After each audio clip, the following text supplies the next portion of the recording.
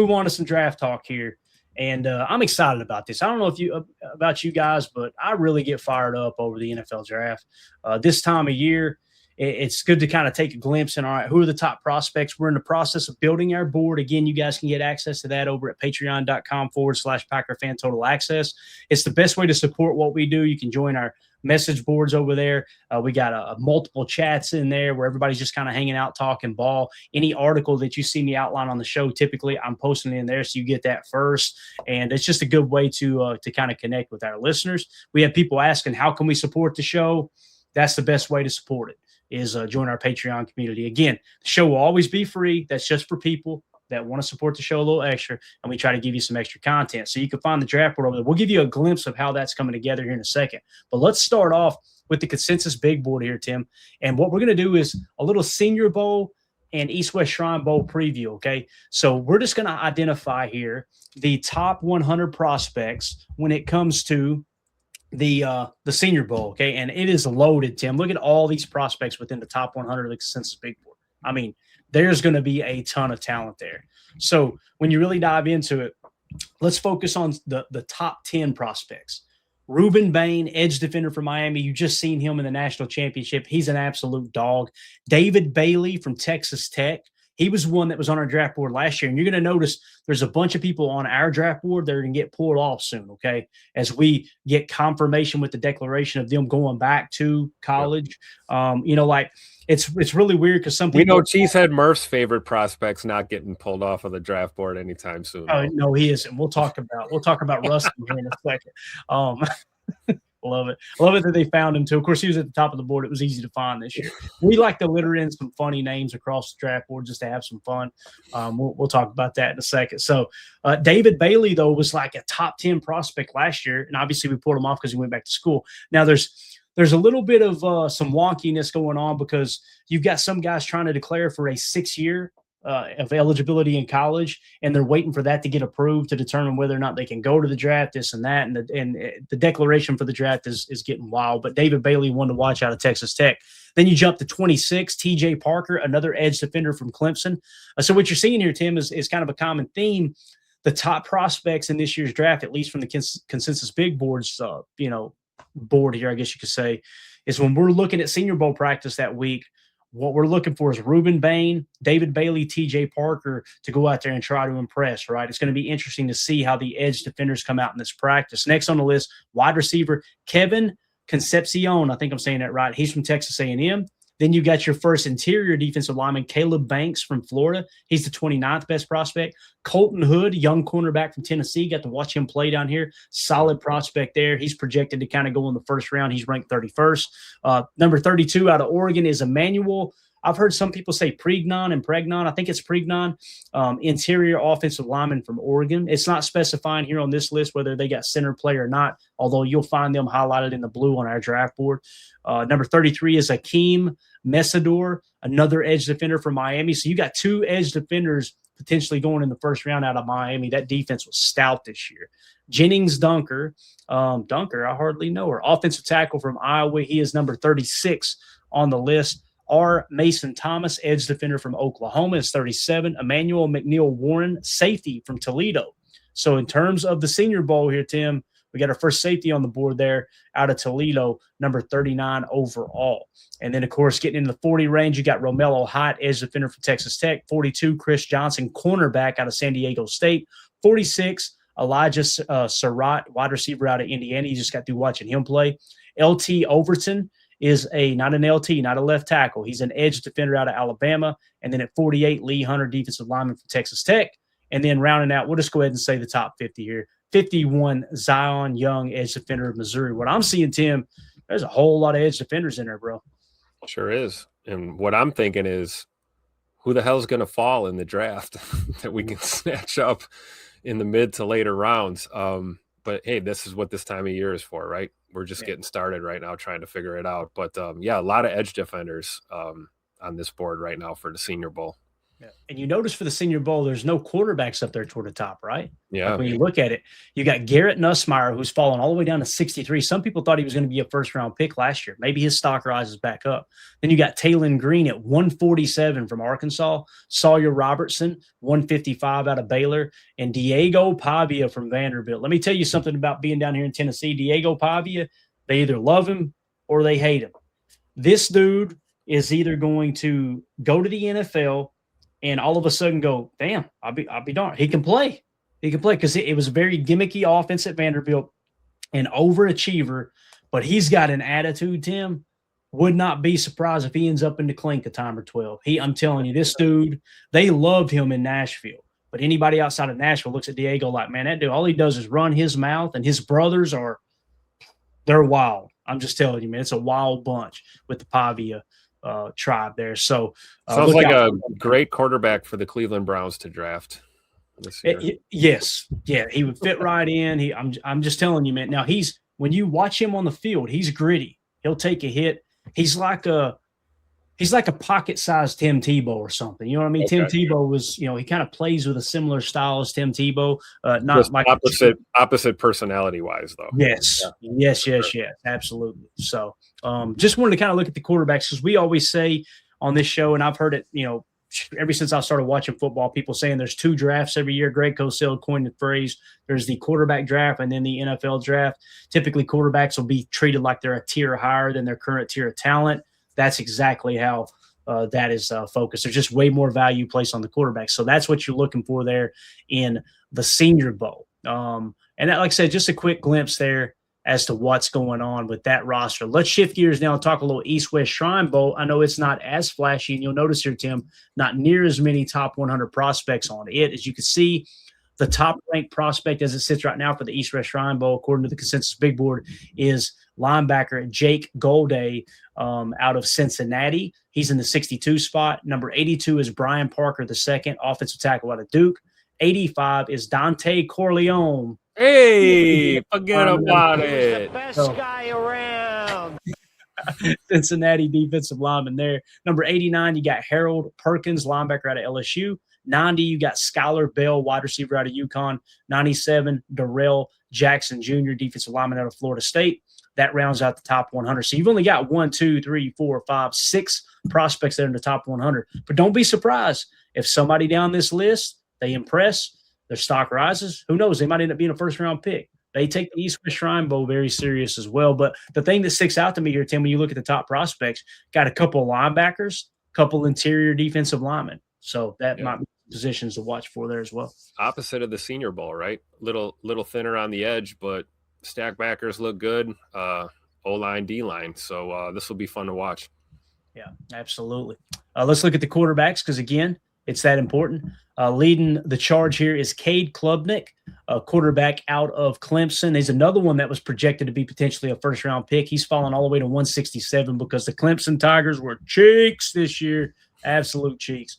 Jalen Daniels, quarterback, not Jaden Daniels, Jalen Daniels out of Kansas, 266. So the top 2 quarterbacks outside of the top 150. Quarterback play might be a little rough, Tim, but we'll still be tuning into the Shrine Bowl for sure. Absolutely. All right, so there you go. That's a quick preview of the East-West Shrine Bowl and some of the top prospects there. Now, let's give you guys the first look at the PTA draft board this year. Really excited about how it's coming together. Want to give a shout-out to Emilio helping. We call him Excelio this time of year, right? And you guys can find this over at patreon.com/Packer Fan Total Access. Let me give you guys, if you've never seen this before, okay, just to give you a kind of a quick glance as to how this works. So when it comes to our draft board, all right, what you've got is in the first column here, the 2023 PFF grades. That's where they rank in their respective positions, okay? So you can immediately look at the board and go, in 2023, Ruben Bain was actually ranked 62nd at edge defender, okay? 2024 grades, same thing, self-explanatory. 2025 grades, they're logged in there as well. Where the PFF big board have these players after the national championship, before all the offseason hype starts up and all the false advertising and guys get drugged down to all of that. We try to get our information in as soon as possible with this aspect of the board, and we can control that other stuff on the backside. Then you got the consensus big board we just highlighted for you. It's all taken into effect, and you're getting an average grade over here to the right. And what that average grade is going to give you low number of wins. And typically you can look at this number and say they're kind of worthy of that pick, right? Somewhere in the 3 pick range. So if you have this guy drop into the 30s, you can look at that 17.3 grade and go kind of worthy of the 17th pick. Kind of gives you a quick glance in the grade as to where they were valued at on an average basis. Now, notice as we spread out here, you're going to see a bunch of other boxes that aren't filled yet. We give Senior Bowl bonuses, which is going to be Senior Bowl and East-West Shrine Bowl. Also, there's going to be emojis next to their name in here showing whether they played in the Senior Bowl, the East-West Shrine Bowl. Will show if they're a athletic profile fit for the Packers, what they typically like. There's a number of different things. You'll get a little cheese emoji if it's all right, that's a Packers type in terms of build physically, all that stuff. There'll also be an RAS bonus over here. So anybody who scores a certain level in RAS, they will get bonus points for that as well, and that will help them climb up the board too. So we don't put too much stock into the combine, the RAS stuff, right? Yeah, I think it's a 5, a 3, and a 1-point bonus, if I remember correctly, maybe a 2-point bonus. We'll look at the formula again. So what it does is, yes, it helps them climb up the board a little bit, but it will also let you know right offhand when you go into our draft board and go Fernando Mendoza, RAS -5, that means he scored a 9+ RAS, right? So that's how that'll fall into place. Over on the left side here, Daniel Jeremiah's big board will go in. That's one of the last things to go in. He's a former NFL scout, lead draft expert for the NFL Network, put a lot of stock in what he says. The 33rd team, it was Kyle Crabb. I don't think he's with them anymore. We may remove it from the board. We got to see who's kind of leading the charge, the 33rd team with their draft board this year. But we put a little bit of stock into what they have to say. Dane Brugler and the Beast Guide, we get a bonus there as well. We talked about the RAS, and then Greg Cosell kind of acts as one of our head scouts as well. He'll get bonuses as he talks about these prospects. We'll give a Greg Cosell bonus. Let me give you one that comes to mind here. Tyler Shuck last year, right? He ended up getting drafted by the Saints. Tim, you remember when Greg Cosell broke it down, I jumped in here. We gave him, I think, a 7-point bonus from Greg Cosell. People are like, why'd you do that? Greg Cosell raved over Tyler Shuck. Was like, this guy, he said, when you look at his traits, this is a pro quarterback trait-riddled player right here. This is a guy really grabbed my attention. And he immediately caught hell for it. I'll never forget he caught hell because he talked about it on his podcast with Ross Tucker. He said, after catching all that hell from people going, you don't know what you're talking about, Tyler Shuck sucks. He said he got messages from multiple front office executives / general managers from NFL teams that said, you're on point with Tyler Shuck. Lo and behold, Tyler Shuck this year, we get the PFF grades in last year's draft board now where you can see where they rank. He graded out really, really well in the NFL this rookie year. And he was Senior Bowl? I think he might have been. I can't remember exactly. I can't remember which one he was in, but he balled out. I mean, he flashed hard. And that was a guy, like I said, that Greg Cosell was crazy about. We put a lot of stock there. So, again, when you look at the board here, and like I said, the guys found the extra prospect here, long snapper, rusty undercarriage, okay? And he went to school at Fart Box Technical College there, okay? Murph found that earlier today, and he was cracking up in the Patreon group. We're going to throw a couple extra surprises just right in the middle of this draft board. You're going to see some funny names in there just to have a good time. Murph saw him and said right away, here's the guy. Exactly right, man. Anybody who goes to Fart Box Technical College knows how to play the long snapper position. Now, but in all realness here, Ruben Bain is the top prospect at a 3.7 right now. Fernando Mendoza. I'm going to go ahead and tell you Ruben Bain's going to be in the negatives. He's like the Aiden Hutchinson of this group. You know, there's always one every year. Your Myles Garrett's, people like that. He's going to pop. I just hope he stays healthy. He's going to be in the Senior Bowl. I don't know if he'll play in the Senior Bowl, but he's definitely going to practice. Pray to sweet baby Jesus, Ruben Bain stays healthy. That's the worst thing possibly could happen is get to the Senior Bowl and God forbid something happen. Right? It goes for all these players. But as it sits right now, Ruben Bain will be number 1. Fernando Mendoza, number 2 with a 4.0 grade. Jeremiah Love out of Notre Dame with a 5.0. And this is a perfect example. People are probably saying, Clayton, you're a Notre Dame fan. Of course, you're going to put him at the top. This is not my personal opinion of these players, guys. It's not Tim's. It's not Emilio's.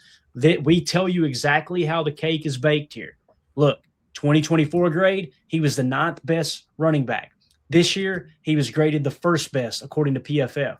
The PFF Big Board had him number 4 overall. The consensus Big Board had him number 10 overall. That puts his grade at 5. That's before the Senior Bowl, which he ain't going to perform in, obviously. Daniel Jeremiah's Big Board, 3013 Big Board, Dane Brugler's opinion, Greg Cosell's opinion, the RAS, all of that, right? So those are the top 3 prospects. You got David Bailey is sitting in the, I guess what would be the number 4 spot right now with a 5.3 grade. And then you got your first wide receiver at Cornell Tate out of Ohio State. Caleb Downs is going to be a stud, mark my words. This dude was the best player on the field at Alabama his freshman year.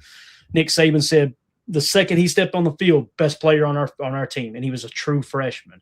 He has since transferred to Ohio State and still played great. So look for him to be a stud at the next level. Spencer Fano, if I'm saying that right, or Fano, offensive tackle from Utah, 9.7 for him. So you're going to see tiers start to fall into place. We'll separate those tiers as the board continues to get built as well. Let me talk about the color code. Green means it's a position of tier 1 importance, okay? Edge defender, defensive tackle, right? On defense, those are your 2 tier 1 positions of importance. On offense, you'll notice it's tackle, quarterback, okay? That's how that sits. The blue are tier 2 positions of importance. In my opinion, that's safety and stack backer on defense, okay? On offense, just center is tier 2. Everybody else will be in the white. I feel like those are the most important positions in the game of football. That's just me studying the game and hearing people's opinion of how important these positions are. I know many people think cornerback is, oh my God, you've got to have a number 1 corner. You got to have a number 1 corner. I don't even have it in tier 2. It's not that it isn't important. Every position on the football team is important. But these positions right here, you got to make sure you got them shored up. So when we go to draft and we do it in real time and we build our horizontal board, these names and their grades will be spread out horizontally across the board with the positions listed up top, just like the horizontal boards that general managers use in their war room. You'll be able to see these clusters of players. Okay, when we're picking, we got 3 guys in the same tier, 2 in the tier below them, but those 2 in the tier below them are actually tier 1 positions of importance. Might put a little more value on reaching a little bit to grab that as opposed to just going with the best available. So sorry to be so long-winded, Tim. I want to make sure that anybody who's new to our Patreon group understands how the board is built and everything that goes into it. You guys have access to it to go over there. And again, when you go in, you can sort each column. If you just want to see, all right, who had the best PFF grades, just hit that. Bang, now it's sorted by PFF grade. This is all Emilio's doing. If you want to see, all right, who was number 1 on the consensus big board, of course, it's Rusty Undercarriage, tied with Fernando Mendoza, right? And then, of course, you can do the same thing by sorting the average, and that gives you all the information put in together. I'm going to take a breather, Tim. Talk to me. What do you think about how the board looks here, man? No, I think it's a great point. And, again, we got to tip our cap to Excelio for improving the board again. You know, he tweaked it last year, but you can see the changes, you know, going into this year for sure. And, you know, having the color code and understanding how it works really helps because, you know, we've identified our Packer positions of need, right? When we look at this draft class and where we're picking. So being able to separate them by tier and position of importance side by side with knowing where your team wants to be drafting, or at least where we think, you know, this team should be looking positionally, gives you kind of a middle ground to kind of see, because obviously you want to go best available regardless of where you're at. But it's nice to know we have the position and needs identified, and then we have the tiers.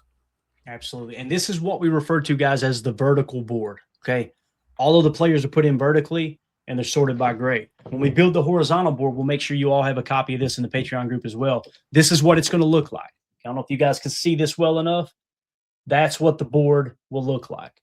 And you see all the prospects, right? You see the different color codes and everything. Like, if it's somebody that's a perfect fit for the Packers, they'll light up gold. I want to say we drafted 3 of those players last year. We came up with like, oh yeah, I still got mine, man. I still got mine. Let's go. There you go. This is what we had on the desk with us when we were live in Green Bay last year doing the draft coverage for y'all here on PTA. And it's easy just to mark them off as you go. And what we do is typically during the draft, I'm sure Emilio will come up and be in studio for that. Tim will be live here from Green Bay. Jacob will be on with us from Wisconsin as well. We will update the horizontal board as the draft goes along. We get through day 1. We reset the board. We come in day 2, fresh, bang, ready to go. Same thing with Dave 3. We'll be here for every single pick throughout the entire draft. So it's going to be an absolute blast. We're getting a little ahead of ourselves. We still got roster decisions to make. We're going to be covering all that. We got to get this staff filled out, right? Defensive coordinator, any assistants that might get poached from Jeff Hafley. We got to fill that out. Then we're going to get to the roster decision stage where it's like, okay, who do we want to re-sign? Then you get to the cap cut stage where it's like, all right, where can we trim some salary cap space? Do we want to cut this guy outright? Do we want to restructure his deal? We'll bring you all of that breaking news as it unfolds. And then, of course, we'll be stepping right in, Tim, to Combine. Right? We'll get the Combine in the month of February, and we'll get even more information on these prospects. We'll be giving you a little bit of live coverage during the Combine as well. And then we shift to free agency, then the draft, then it's on to mini camp and training camp, and we're right back into the 2026 NFL season. So it's going to be a blast, man. I'm so excited, dude. It's the offseason I get more excited about. I was so excited to remove Tim from the screen. I get more excited about the offseason than I do the regular season, man. I really do. It's an absolute blast, man. By the time week 18 gets here, Tim, I'm burnt out on football. I'm kind of like, you know what? Let's go ahead and get into the next year type thing. So yeah, absolutely. And this is that time to kind of gather all the intel, right? Get your information together and get it sorted because you're right, man. March 11th, free agency period, new league year. I mean, it's going to be here before you know it. And then think about everything we've got in between now and then. So it's a lot of info to dissect, and happy to be along for the ride. This is going to be great. Absolutely. Philip in the chat says, honestly, I love this time of year too. It's great, man. And then when the weather turns, you start getting into spring right around draft time. Oh, it's great. It's absolutely awesome. So, yep. All right, Tim, that's pretty much it, man. You got anything else you want to hit before we wrap up, dude? I think we've covered quite a bit here. Man, happy to be back. I feel like it's been forever. This is awesome. I'll get fully caught up here as we go forward, but big shout out to everybody in the PTA posse. Make sure you click that like and subscribe and join that Patreon group. You can get in the conversation 24/7 and look at our draft board as it's developing here as well. So make sure you click that like and subscribe and join the Patreon for sure. Absolutely, man. So if you guys are watching this video back later, hit us up in the comments, man. Let us know what you think about the draft coverage. What do you think about the Senior Bowl? Is there a prospect or two you're really excited to dive into? Maybe you guys in the comments, if you're watching this back later, let us know what positions of need that you kind of put there. We're going to make our list. I'm going to talk to the guys, and we're going to kind of put in a list of what we think are the positions of need. Now, obviously, that's going to change the closer you get to the draft with free agency and everything else. But we want to hear from y'all. Let us know your opinion in the comments. Like Tim said, make sure you hit like, subscribe, click the bell icon so you're notified when we go live in the future. Like tomorrow, I will be going live in the morning. I'm almost positive if everything goes as planned. So we'll be back in here talking ball in the morning. Who knows? It might be a little draft talk, might be a little roster talk. We may have a DC announced late tonight. You never know about these things. So appreciate you jumping in, Tim. Good to have you back, Bubba. Glad to be here, man. See you tomorrow for sure. Let's do it in the morning again. Absolutely. Sounds good, man. All right. Everybody have a great night. Appreciate the chat. You guys and gals are awesome. Do us a big favor. Spin those laces. All right. Spin those laces on that tater. When you hit the like button, you should get a football symbol pop up. If you don't, and it's a soccer ball, get mad at YouTube. Don't get mad at me. I'm just as pissed as you are about it. All right. So we'll be back in the morning for everything Packers talk. My name is Clayton. That's Tim. This is PTA. Go Pack, go. Here we go. We're out. Bye, guys.